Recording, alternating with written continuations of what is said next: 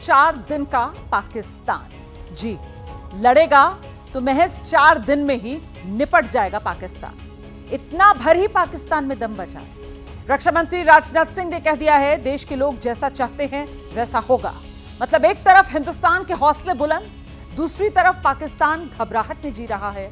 हिंदुस्तान हमले की तैयारी कर रहा है तो पाकिस्तान कल संसद में अपनी नाकामी का रोना रोने की तैयारी में जुटा है। दिखाते हैं आपको एक्सक्लूसिव रिपोर्ट।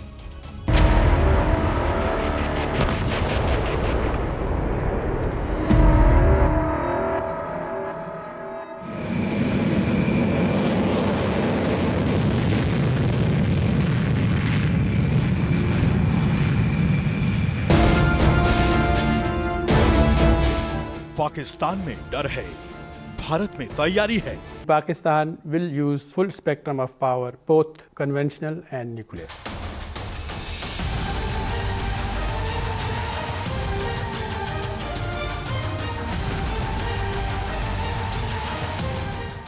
पाकिस्तान घबरा रहा है, भारत रणनीति बना रहा है।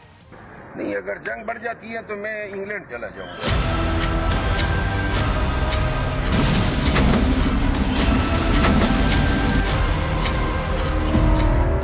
पाकिस्तान में सिहरन है, भारत में बदले का प्रण है।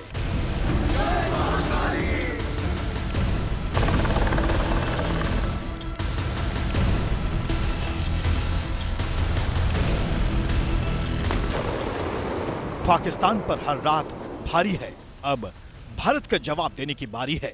आप सभी हमारे प्रधानमंत्री नरेंद्र मोदी जी को अच्छी तरह जानते हैं। प्रधानमंत्री मोदी जी के नेतृत्व में जैसा आप चाहते हैं वैसा होकर रहे हैं।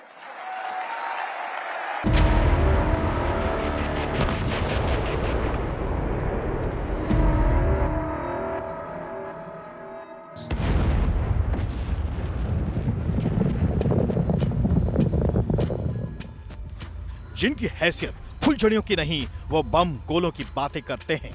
एटम बम पाकिस्तान के लिए कितनी दूर की बात है, बताएंगे। पहले देखिए, पाकिस्तान के एटम बाजों में एक नया नाम जुड़ा है।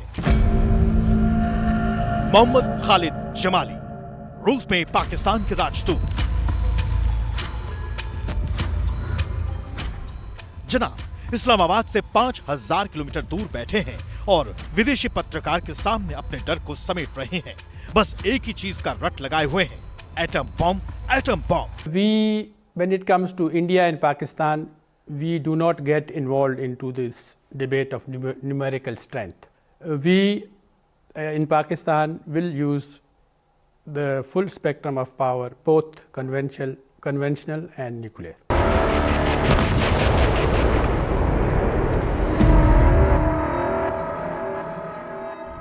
ये उस देश के नेता हैं जो धमकी परमाणु हमले की देते हैं, लेकिन युद्ध होने की हालत में दुम दबाकर इंग्लैंड भागने की बात करते हैं। इमरान की पार्टी के सांसद शेर अफजल खान मरवत को सुनिए। और बतौर पाकिस्तानी अगर जंग बढ़ जाती है तो बंदूक लेकर बॉर्डर पर जाएंगे? नहीं, अगर जंग बढ़ जाती है तो मैं इंग्लैंड चला जाऊंगा। मरवत साहब, तो आप नहीं समझते कि इन हालात में मोदी साहब को थोड़ा सा बैकग्राउंड में जाना पड़ेगा या थोड़ा सा पीछे हटना पड़ेगा? इन हालात में आप नहीं समझते कि मोदी को थोड़ा सा पीछे जाना चाहिए ताकि हालात नॉर्मल हो? मोदी मेरे खाला का बेटा है जो मेरे कहने से पीछे जाएगा। पाकिस्तान घबरा रहा है तो हिंदुस्तान की तैयारियों का परचम बुलंद है। रूस से भारत को घातक मिसाइल IGL-A-S की डिलीवरी हुई है। एयरक्राफ्ट को मार गिराने वाली IGL-A-S की खासियत जान लीजिए। लक्ष्य को पहचानने और लॉक करने के बाद यह अपने आप उसे भेद देता है। 6 किलोमीटर की रेंज है। दुश्मन के ड्रोन और हेलीकॉप्टर को मारने में यह सक्षम है। 5 फीट लंबे मिसाइल के पूरे सिस्टम का वजन महज 18 किलोग्राम है। मिसाइल की नोक पर 1.25 किलो का विस्फोटक लगाया जाता है। 2266 किलोग्राम प्रति घंटा की रफ्तार से अधिकतम 11,000 फीट तक मार कर सकती है।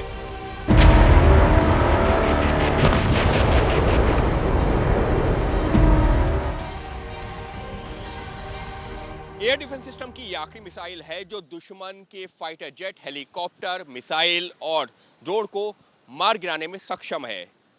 इसी वजह से माना जाता है कि अगर ये मिसाइल भी असफल हुई तो फिर दुश्मन का अटैक पक्का समझ सकते हैं।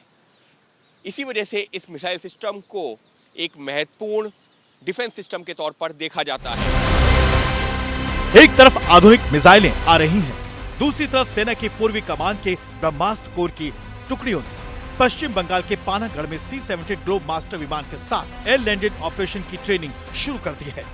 युद्ध के हालात में जल्द तैनाती की तैयारियों को अंजाम दिया जा रहा है।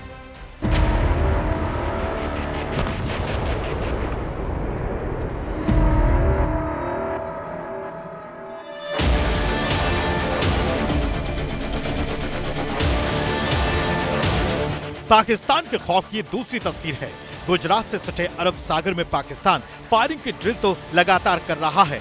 अब पता लगा कि 3 दिन पहले पाकिस्तानी नौसेना प्रमुख एडमिरल नावेद अशरफ जंगी जहाज पर पहुंचकर उकसावे वाला भाषण दे रहे थे।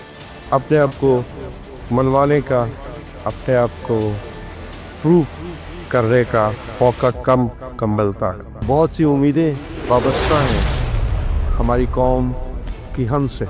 We have to deliver. अपना जो मिशन है उसको अच्छे तरीके से फुलफिल करना है।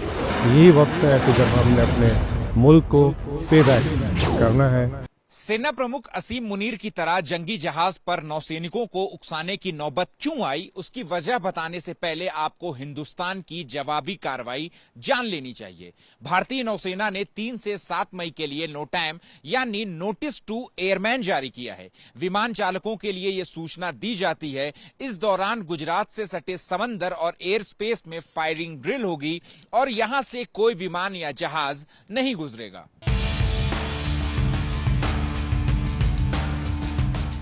पाकिस्तान ऑर्डिनेंस फैक्ट्री जो सेना को गोला बारूद सप्लाई करती है, पुरानी तकनीक की वजह से नए स्टॉक नहीं बना पा रही है।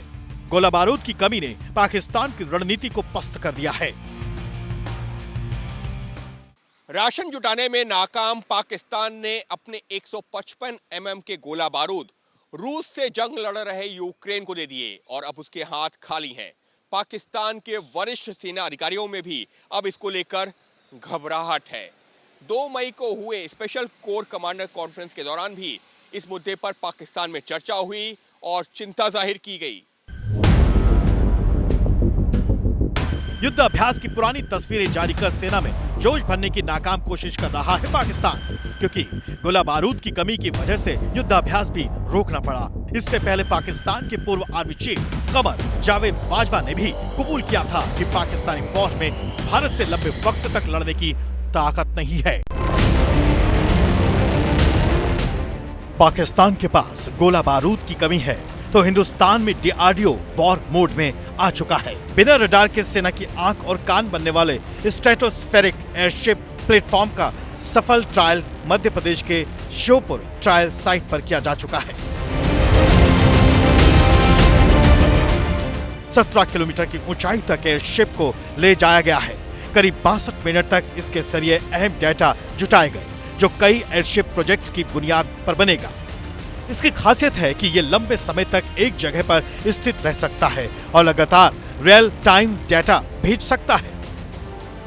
एक तरफ परीक्षण हो रहे हैं तो दूसरी तरफ ऑर्डिनेंस फैक्ट्री में जोश का माहौल है। जबलपुर ऑर्डिनेंस फैक्ट्री में कर्मचारियों और अधिकारियों की छुट्टियां रद्द कर दी गई हैं। छुट्टी पर अधिकारियों और कर्मचारियों को तुरंत लौटने के निर्देश जारी किए गए हैं। करगिल, बालाकोट समेत कई ऑपरेशंस में जबलपुर के ऑर्डिनेंस फैक्ट्री में बने गोला बारूद ने अहम भूमिका भी निभाई थी।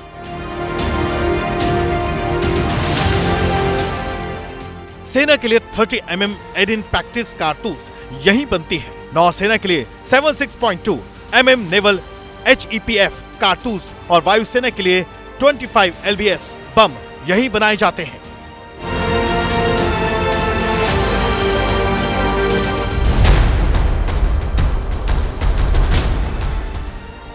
पाकिस्तान मदरसे बंद करके मासूम बच्चों को AK-47 की ट्रेनिंग दे रहा है।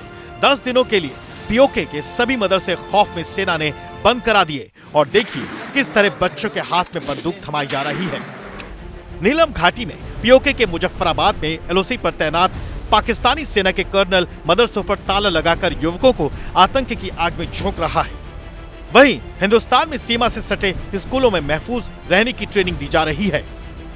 हम इस समय जम्मू के एक स्कूल में है, जम्मू के बॉर्डर के एक स्कूल में, और यहाँ पर स्कूली बच्चों को किस तरह से शिक्षा दी जा रही है कि अगर पाकिस्तान किसी हिमाकत पर उतर आता है और बॉर्डर के इलाकों में अचानक से फायरिंग शुरू हो जाती है तो बच्चों ने किस तरह से छिपना है।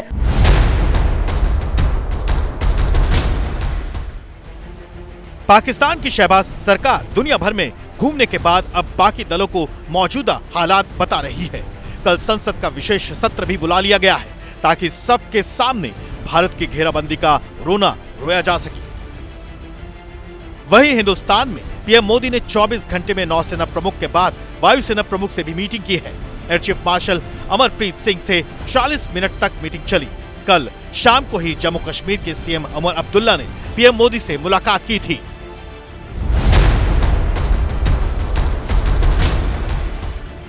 जब से पहलगाम हमला हुआ है, पाकिस्तान ने एलओसी और इंटरनेशनल बॉर्डर पर सीज फायर तोड़ना शुरू कर दिया है, लेकिन हिंदुस्तानी सेना करारा जवाब दे रही है। हर गोली का जवाब गोली से दिया जा रहा है। नतीजा पाकिस्तान की तरफ बॉर्डर पार सन्नाटा है और इधर हौसले बुलंद हैं।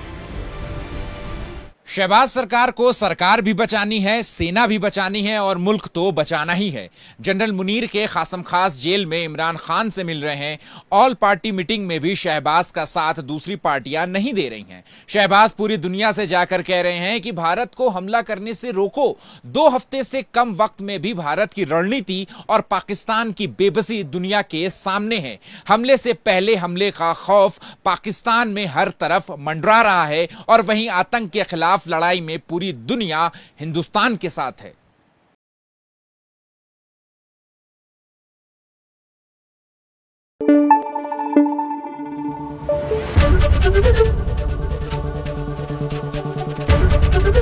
एबीपी न्यूज आपको रखे आगे।